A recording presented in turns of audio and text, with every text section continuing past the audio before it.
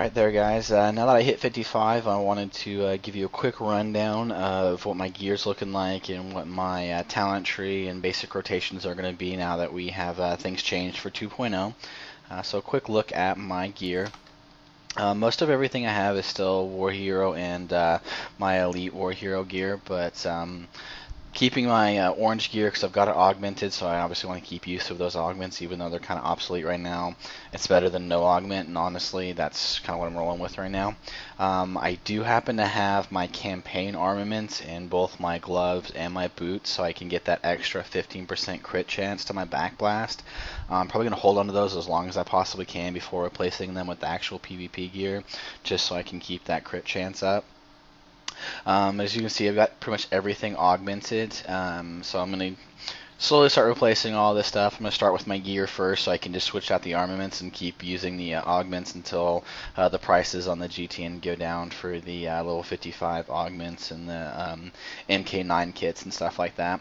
I was able to pick up my Partisan Blaster and Shotgun and switch them into my Balmora hand cannon and my Dread Renegade scattergun. So those are actually Partisan gear now, so my first two pieces of gear.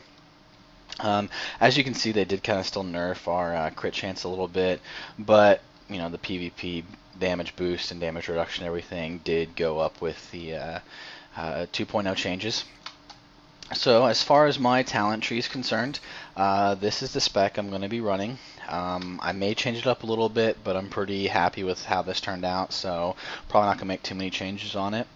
I did put 2 points in Element of Surprise. I think that extra crit chance is vital to Scrapper spec. I also put 3 points in Browbeater. I like the fact that it increases our ranged and tech accuracy now, as well as still increasing the 18% damage to Vital Shot and 9% damage to Flechette Round. I think those are really important because we do get a lot of damage dealt out by bleeds. I didn't care about putting any points in Survivor Scars because I'm not a healer, so I'm not going to worry about that. I did put 2 points in Sneaky so I can get the movement speed buff as well as the increased stealth level so that I can combat other stealthies, operatives and shadows and assassins and stuff like that. Scrappy's another thing I put the 1 point into because I think the extra 4% damage to Blaster Whip and Backblast is really important.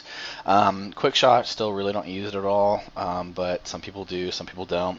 Kind of your choice. I think it just uses too much energy for the damage it does. I skipped over Brawler's Grit because honestly you shouldn't be putting too much into your endurance. Our spec in Scrapper is all about dealing damage and getting back into stealth, so your endurance is not a huge priority, but some players like to put it in there. It's kind of an option if you want. I did put the 2 points though into Shifty Eye. Just because I like the extra stealth detection and the chance to dodge.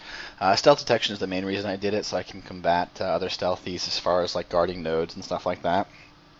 Then obviously I got the point in Sucker Punch and the 2 points in Flying Fists. One of the things I love about 2.0 is Flying Fists now gives Sucker Punch a 70% chance to trigger Flying Fist, dealing the extra damage.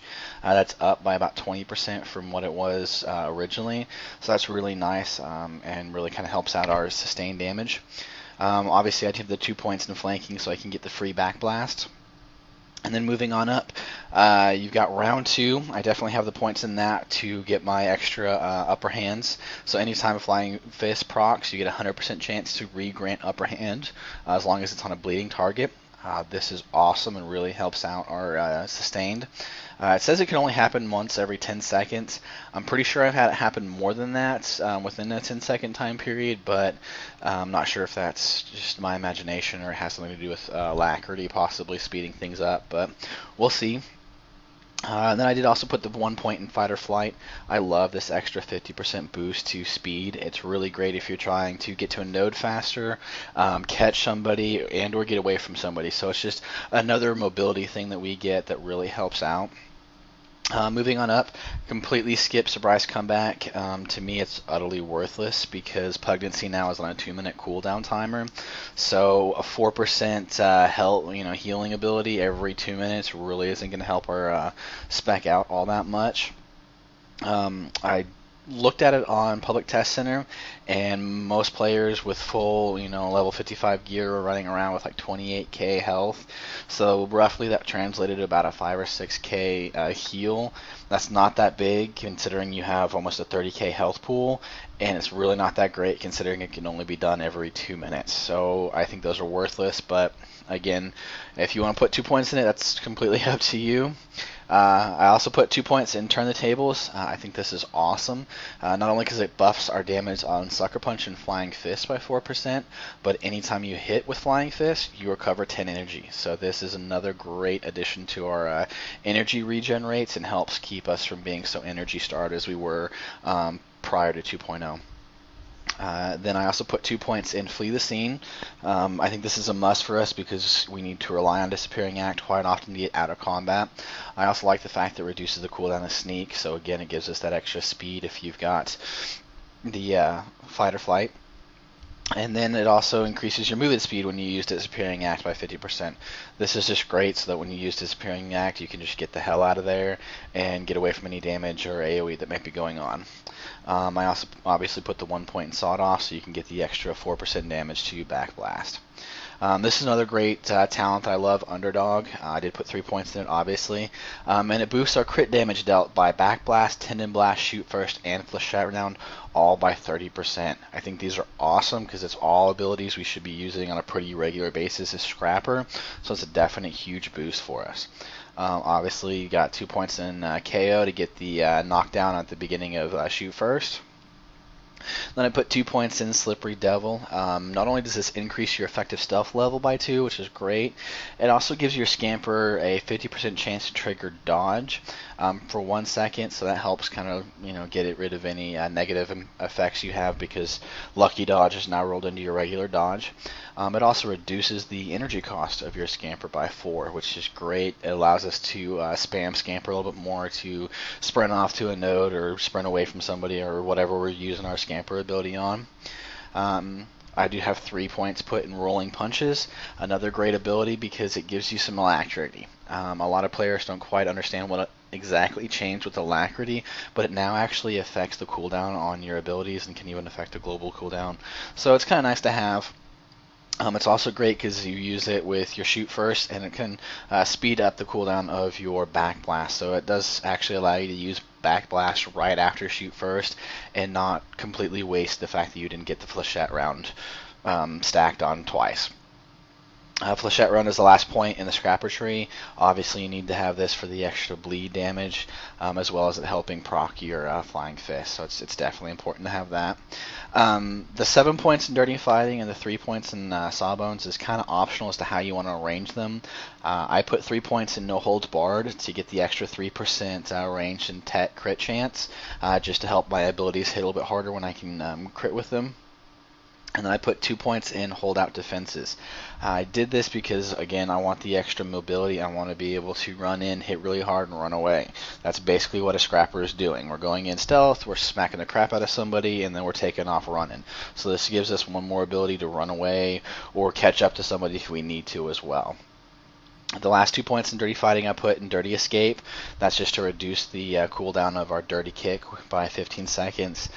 This is another important ability in my opinion, especially if we're trying to take down a healer, take somebody down really fast, and move on to somebody else if we happen to not be able to get out of stealth or something like that.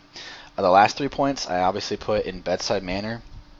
I think this is an important talent for any spec, no matter what, because with that 9% boost to Cunning is awesome.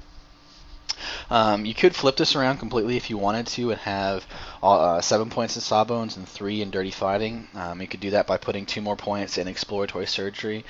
This would reduce the activation time of your Underworld Medicine and your Colto Pack, as well as giving you a 100% chance to get an upper hand anytime you use Underworld Medicine.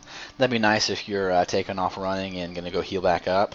And then you could put your last 2 points in Keeping Cool, which would give you an extra 16 energy to your Cool Head whenever you use it. That'll be nice if you happen to be energy starved to get that extra boost. You also could put it in Scar Tissues if you wanted for some extra damage reduction. It's kind of up to you on how you want to arrange these Dirty Fighting and Sawbone last few points. But this is the spec I'm going to be going with, and probably don't plan on changing it too much, but we'll see how PvP plays out as more and more players get to 55 and more matches start, because right now it's a little dead when you're hit the 55 mark.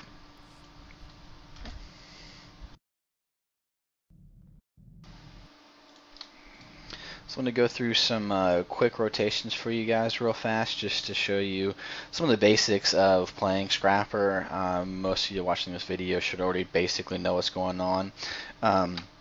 First, I do like to point out I am not an expert on Scrapper. I do not call myself an expert. I'm a casual player like you guys.